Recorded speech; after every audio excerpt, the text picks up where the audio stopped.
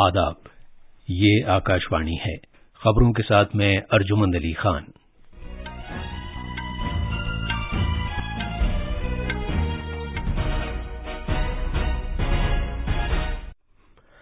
Parliament के दोनों ऐवानों की कार्रवाई कीमतों में इजाफे और दूसरे मामलों पर दोपहर 2 बजे तक के लिए मुलतवी कर दी गई है।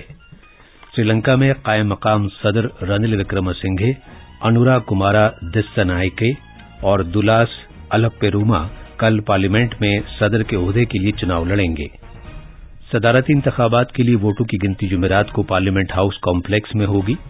अपोजिशन की उम्मीदवार मार्गरेट एल्वा नायब सदर के इंतखाब के लिए आज कागजात नामजदगी दाखिल करेंगी और महराज अहमद खान जनूबी कोरिया में ISSF वर्ल्ड कप में मर्दों के स्कीट मुकाबले में सोने का तमगा जीतने वाले पहले भारतीय निशानेबाज बन गए हैं।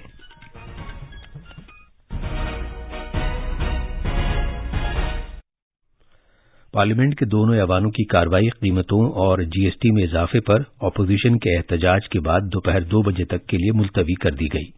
लोकसभा में आज जब ऐवान की कार्रवाई शुरू हुई तो कांग्रेस रहनुमा अधीर रंजन चौधरी ने कीमतों में इजाफे का मामला उठाने की कोशिश की। स्पीकर ओम बिरला ने इसकी इजाजत नहीं दी और फौरन वक्फा सवालात शुरू कर दिया। इसके बाद कांग्रेस, DMK और TMC समेत अपोजिशन अरकान कीमतों में इजाफे पर हुकूमत के खिलाफ नारे लगाते हुए ऐवान के वस्त में इकट्ठा हो गए। शोर शराबे के दौरान स्पीकर ने वक्फा सवालात जारी रखने की कोशिश की और उन्होंने एजिटेशन करने वाले मेंबरों से बार बार कहा कि वो अपनी अपनी सीट पर चले जाएं, लेकिन इसका कोई असर नहीं हुआ। जनाब बिरला ने कहा कि ज़ाब्तों के मुताबिक ऐवान के अंदर प्ले कार्ड लाने की इजाजत नहीं है। बाद में जनाब बिरला ने ऐवान की कार्रवाई दोपहर 2 बजे तक के लिए मुलतवी कर दी। इधर राज्यसभा में भी यही सूरत हाल रही।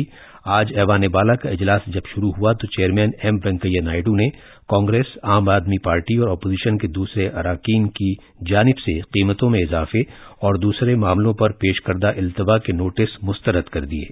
इसके बाद कांग्रेस, आप और DMK समेत अपोजिशन अरकान ने ऐवान में शोर शराबा शुरू कर दिया, जिसके नतीजे में ऐवान का इजलास दोपहर 2 बजे तक के लिए मुलतवी कर दिया गया। कांग्रेस की क़यादत में अपोजिशन पार्टियों ने आज हुकूमत से मांग की कि वो दूध और पनीर जैसी लाजमी अशिया पर आयद किए गए GST को वापस ले, जिन्हें आम आदमी रोजाना इस्तेमाल करता है।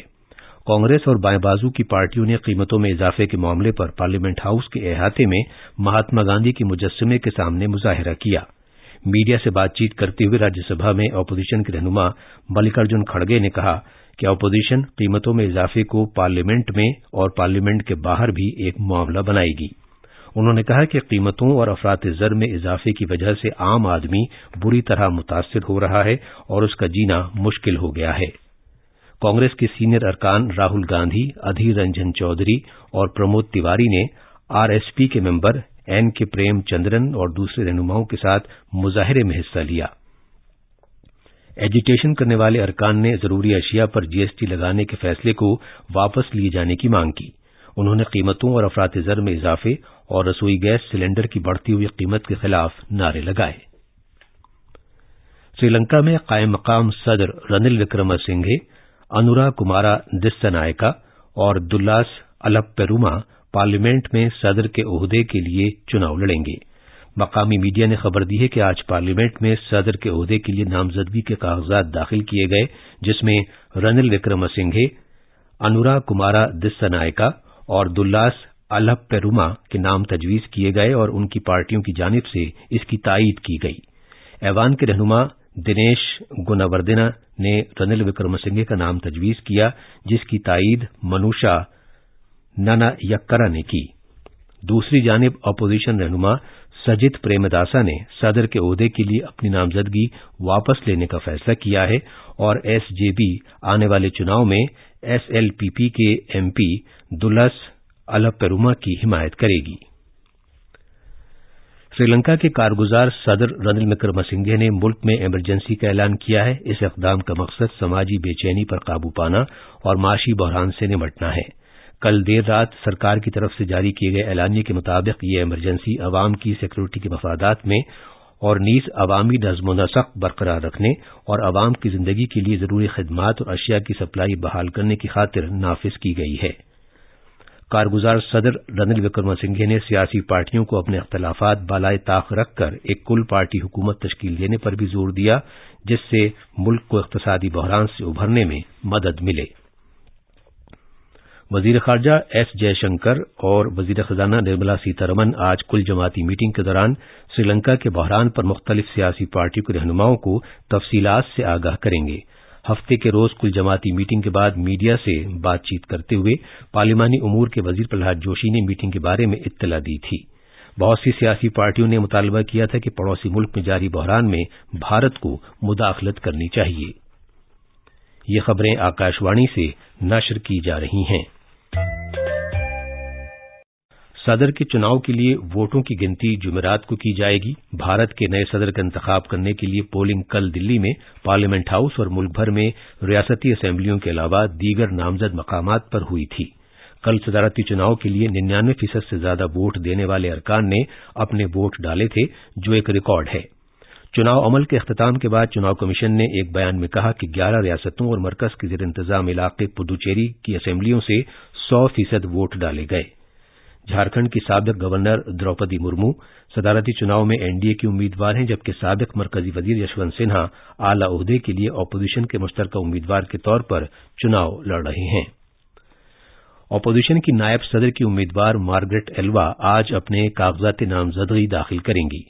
एनडीए के उम्मीदवार जगदीश धनखड़ ने कल अपने नामजदगी के कागजात दाखिल किए थे। उन्होंने वजीर आजम नरेंद्र मोदी, मरकजी वुज़रा अमित शाह, राजनाथ सिंह और एनडीए के दीगर लीडरों की मौजूदगी में अपने नामजदगी के कागजात दाखिल किए थे।